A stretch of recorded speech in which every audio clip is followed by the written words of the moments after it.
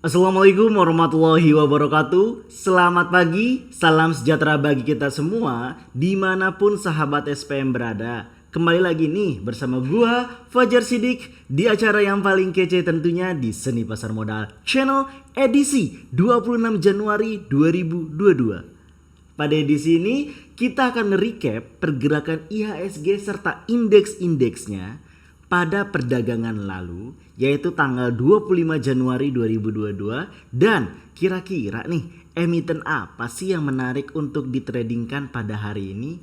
Ya walaupun kalau menurut gua nggak ada yang menarik ya sama sekali, karena full global maupun dari nasional sendiri, makro dan mikro itu tidak ada yang mendukung. Jadi pergerakannya just so-so tapi cenderung koreksi. Kalau gua pribadi lebih baik safety trader ya, atau safety trading, jangan terlalu ambisi. But untuk jajan-jajan sekitar 100.000 200.000 ya just okay sih, just go on gitu. Ya silakan aja kalau lu mempunyai profil resiko yang very high risk gitu. Sebelum dimulai, di sini untuk menanggulangi resiko, biar lu ya pada dalam suasana yang kayak gini lu harus bisa bisa dibilang berinvestasi ataupun memasukkan suatu emiten ke yang namanya memiliki fundamental yang baik. Atau lu bisa mencari emiten-emiten yang bisa dibilang mempunyai kenaikan hingga 100 atau bahkan ribuan persen ke depannya dalam beberapa bulan ke depan. Apakah itu ada? Ada. Gimana cara untuk mencari itu? Nih, lu bisa ngebaca buku dari Millennial Investing ya, buku gua Millennial Investing tuh bisa dilihat kelihatan kan ada gambar cendrawasihnya tuh. Nah, ini bisa lu dapat di Gramedia. Bukunya lengkap banget, di sini ajarkan step by step bagaimana lu mencari emiten-emiten yang bisa terbang. Ini start Januari, harapannya ya sekitar Maret dan Juni itu emiten lu udah bisa untung ratusan persen. Gak percaya silahkan coba deh. Oke, kita mulai aja.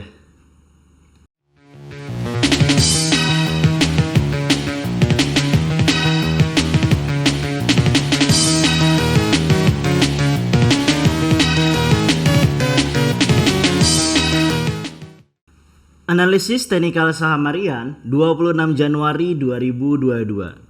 Kita mulai dengan yang namanya highlight di perdagangan lalu, di mana secara overall bursa mengalami merah. Ini tidak terlepas juga dari bursa global, salah satunya dari Dow Jones ya, bursa Amerika, di mana itu terkoreksi hingga minus sekitar 50 poinan atau itu cukup besar ya bagi bursa sebesar dari Dow Jones itu sendiri.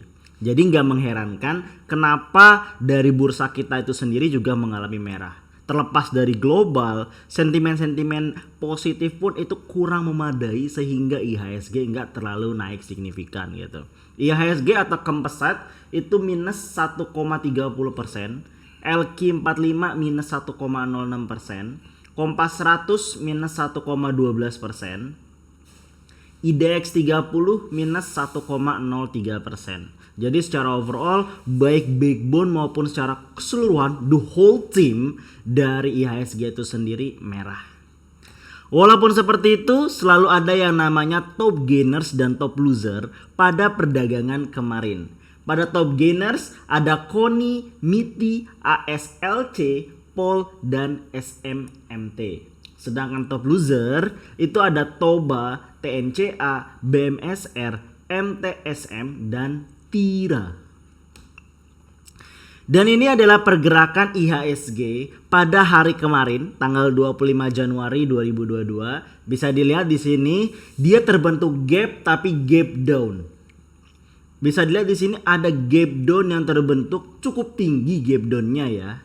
Sehingga ini menandakan tekanan yang luar biasa besar. Lihat tekanannya terkoreksi luar biasa amblasnya dari 6.630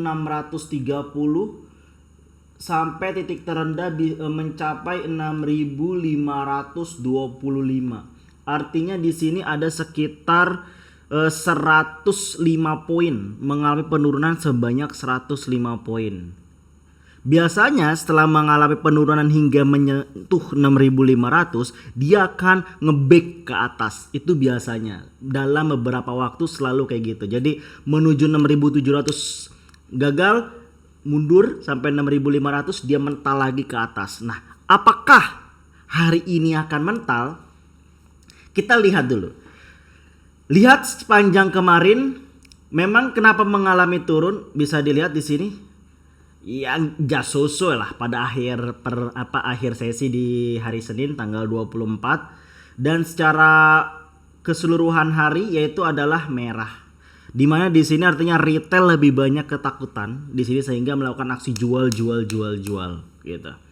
Dan yang menarik adalah di akhir sesi cukup banyak yang masuk, bisa sampai 800 M ya. Tapi apakah ini cukup untuk membentuk gap up naik, apa terbentuk gap down lagi? Kalau terbentuk gap down lagi, gue pesimis gak bakal terjadi gap down seperti yang terjadi di hari kemarin. Bisa terbentuk gap up tipis atau setara lah, gak jauh beda dengan pada penutupan hari ini gitu. Kenapa? Karena ada volume yang cukup tinggi pada akhir sesi. Tetapi apakah bisa membentuk gap up yang luar biasa besar? Iya, bisa aja gitu. Feeling gue di antara hari Rabu nih, di hari Rabu di hari ini atau di hari Kamis yang akan terbentuk gap up yang paling tinggi. Kalau misalkan Rabu tidak terbentuk gap up tertinggi, maka hari Kamis itu menjadi kunci untuk terjadi gap up paling tinggi pada awal sesi buka. We will see. Tapi secara overall bursa akan cenderung datar tapi koreksi. Bagaimana untuk menaikkan? Salah satunya adalah IHSG biar top up-nya atau gap up-nya itu tinggi serta mengalami kenaikan, yaitu harus adanya nama pom-pom. Pom-pom adalah berita yang dikeluarkan dengan tujuan atau kepentingan tertentu. Dan di sini gue menjelaskan mengenai pom-pom news. Artinya di sini adalah berita yang dikeluarkan setelah bursa mengalami tutup pada perdagangan kemarin 25 Januari 2022 sampai video ini dibuat. Pertama adalah dari CNBC Indonesia. IHSG jebol, ini daftar saham dengan PER termurah. Bagi yang belum tahu PER itu apa, PER itu adalah kepanjangan dari price to earning ratio. Artinya itu apa? Artinya itu seberapa modal kita akan balik dalam berapa tahun. Artinya berapa tahun yang dibutuhkan biar modal kita tetap utuh dan kita tidak akan pernah mengalami kerugian lagi. Itu kata apa ya? Behind the scene atau istilahnya makna dari PER sesungguhnya gitu. Misalkan nilai PER, contoh. Nilai PER ITMG itu adalah 4,63. Misalkan kita berinvestasi di ITMG sebanyak 1 juta rupiah, maka duit kita akan utuh 1 juta rupiah dan tidak akan minus-minus lagi setelah melewati 4,63 tahun. Artinya sekitar 4,5 tahun lah gitu. Itu makna dari PER. Dan ini ternyata dalam kurun waktu 2020 sampai 2022 ada 10 emiten dengan PER termurah, di mana emiten-emiten ini pasti lu kenal dan ini masuk dalam indeks LQ45. Apa itu indeks LQ45? Indeks LQ45 adalah kumpulan perusahaan sebanyak 45 perusahaan yang memiliki tingkat likuiditas yang sangat-sangat tinggi. Artinya mudah diperjualbelikan. Artinya di sini yang disukai oleh investor, disukai oleh retail, disukai oleh trader, disukai oleh bandar. Jadi semua menyukai emiten ini. Artinya kalau lu jeli lihat peluang, ini kesempatan lu kumpul bareng. Ada ITMG 4,63, PTBA 5,09, INKP 5,61, MNCN 5,7, Pegas 5,75, Tekim 6,41, INDF 7,73, BBTN 8,2, UNTR 8,28, Era 8,73 dan Adro 8,8. Secara overall paling banyak di batubara, itu tidak mengherankan karena iya ada sentimen negatif terhadap batubara, salah satunya adalah green industry gitu. Tetapi kalau misalkan gua suruh milih dari emiten-emiten ini, lu bisa milih dari masing-masing sektor ya. Sebagai contoh sektor mining, kalau gua suruh milih, ini disclaimer is on ya, gua akan milih Adro. Lalu kalau sektor perbankan, pasti jelas gua akan milih dari BBTN. Lalu misalkan sektor dari pertanian, agro, gua akan pilih INKP. Lalu kalau misalkan sektor consumer good, pasti gua akan milih INDF. Cuma itu aja kalau misalkan gua boleh milih. Tapi apakah lu bisa beda sama pilihan gua? Ya jelas bisa gitu. Tinggal bagaimana lu menafsirkan dari sebuah potensi dan yang namanya apa bisa dibilang ya? Bisa dibilang manajemen atau laporan keuangan tersebut sebagaimanapun lu dalam menilai hal tersebut baik atau buruk. Silakan direnungkan, silakan dicermati. Kalau ada yang bingung, duh bang bingung dong, coba di bedah satu-satu, komen di bawah ya, jangan enggak. Pasti gue bedah. Apa yang pengen lu gusar, nanti gue bedah. Oke, kita lanjut. Berita dari kompas.com. Nasib suram investor Bukalapak, sahamnya terus-terusan anjlok. Saham PT Bukalapak dengan kode emiten Buka semakin tak berdaya dari hari ke hari. Nilainya terus merosot. Bahkan jika kondisi ini terus berlangsung, saham emiten ini bukan tak mungkin nantinya bisa menjadi saham gocap. Sebutan untuk harga saham terendah yakni Rp50 per lembarnya. Harga saham Buka semakin menjauh dari harga saat perdagangan saham perdana atau Initial Public Offering IPO di level Rp850 per saham pada 6 Agustus 2021 lalu. Sempat jadi fenomenal di awal melantai di bursa, saham perusahaan yang didirikan Ahmad Zaki ini tercatat langsung meroket 210 poin atau 24,71% ke level Rp1.060 per saham. Dari sebelumnya pada harga pembukaan di level Rp850 per saham. Apalagi persaingan di industri e-commerce sangatlah ketat dan Buka kalah pamor dibandingkan perusahaan marketplace lainnya, katakanlah seperti Shopee dan Tokopedia. Ya, ini merupakan salah satu sentimen negatif dari emiten Buka seiring dari penurunan performa. Ini tidak mengherankan sebenarnya. Udah pernah gua bedah bahwa sebenarnya Bukalapak secara laporan keuangan ya yang mereka tunjukkan prospektusnya itu it's bad gitu loh. Tapi ya karena euforia bahwa inilah e-commerce pertama yang launching, yang IPO, akhirnya dia bisa menaik dulu pada saat sementara dan akhirnya akan kembali ke habitatnya di mana gitu loh. Di papan atas, papan tengah atau juru kunci. Nah, ini yang lu harus sebenarnya telaah. Jangan sembarangan dalam berinvestasi. Lu harus jeli menganalisis baik secara fundamental, teknikal, bandarmologi, bukan yang namanya abal-abal gitu loh. Berita terakhir yaitu adalah kronologi dari CNBC Indonesia. Kronologi resign massal 1.400 karyawan Bank KP Bukopin.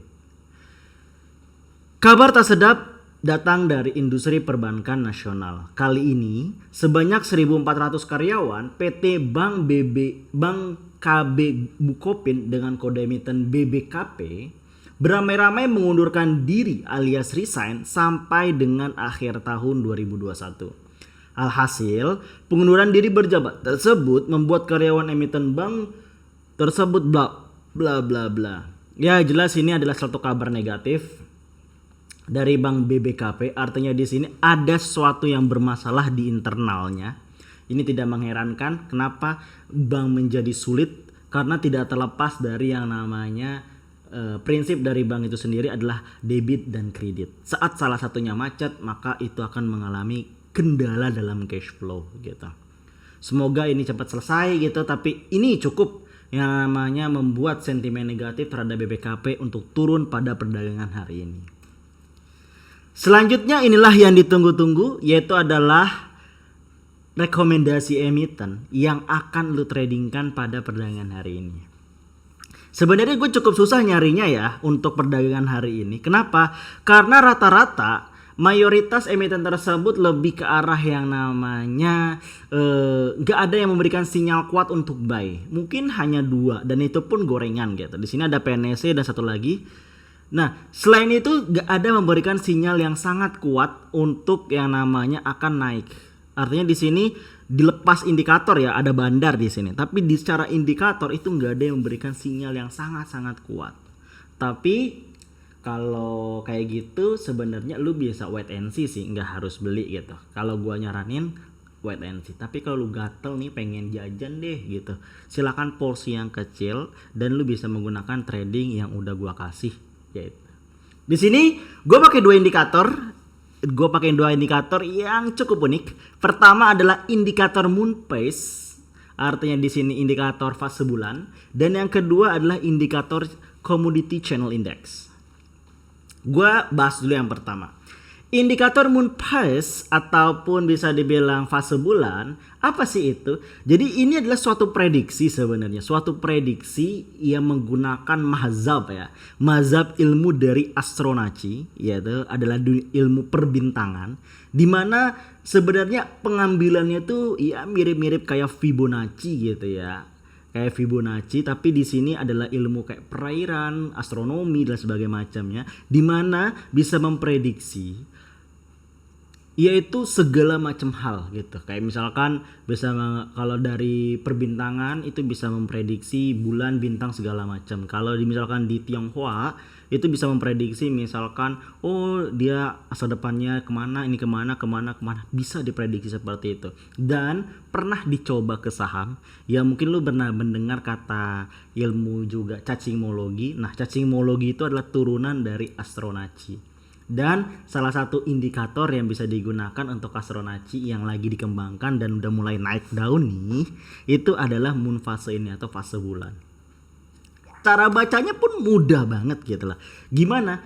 Yaitu adalah beli saat lagi full moon dan jual pada saat bulan baru. Lu lihat dah, full moon artinya bulan itu terang benderang dan jual pada saat bulan itu kosong. Ini adalah yang namanya, nih lihat nih, ini adalah fase full moon, dan ini adalah fase kosongan, bulan baru. Makanya nggak kelihatan nama kita kalau bulan baru karena nggak ada mataharinya gitu. Nah, gimana caranya? Saat lagi bulan baru, ini adalah kode untuk sell,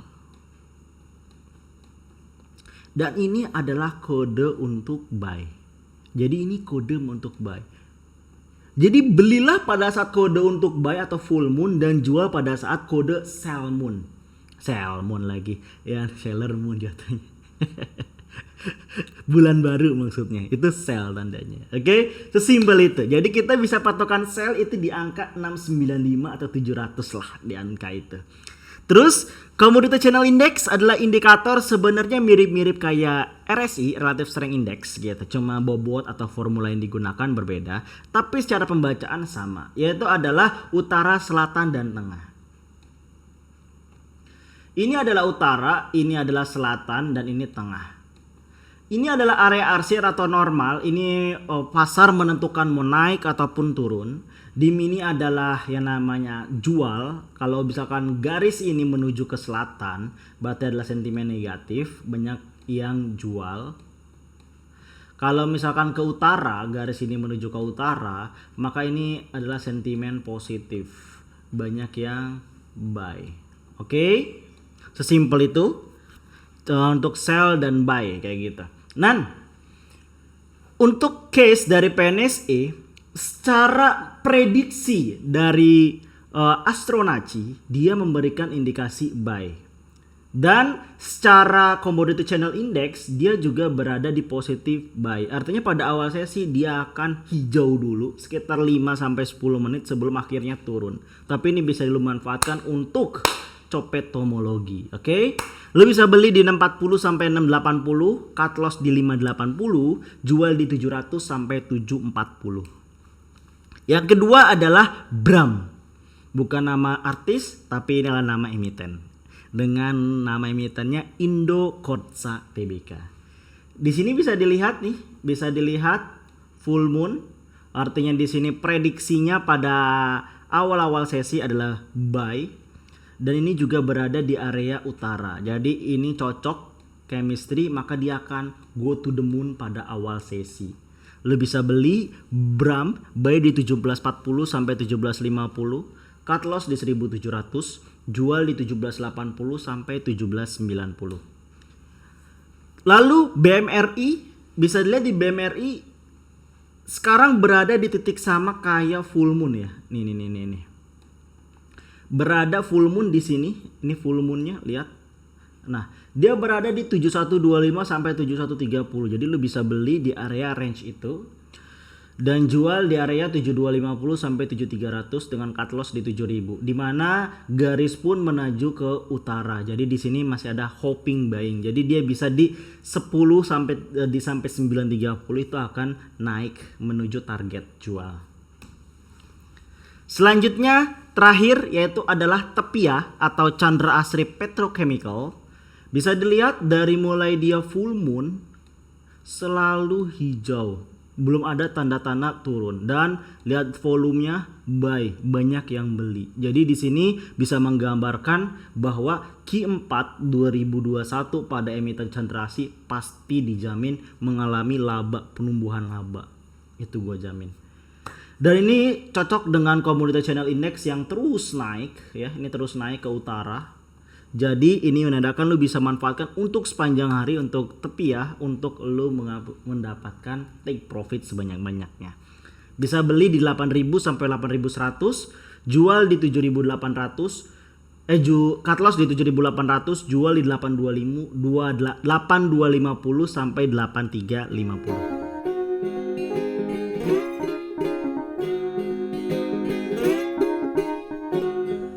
Kurang lebih itu yang bisa gue sampaikan pada perdagangan hari ini. Silakan digunakan dengan baik, dengan cermat, pelajari dan don't be greedy. Gue harap lo menggunakan porsi sekecil mungkin di kondisi seperti ini kalau tujuannya untuk trading harian. Tapi kalau tujuan lo untuk swing trading, lo bisa ambil dari yang pair tadi. Oke, gue Fajar Sidik pamit. Bye.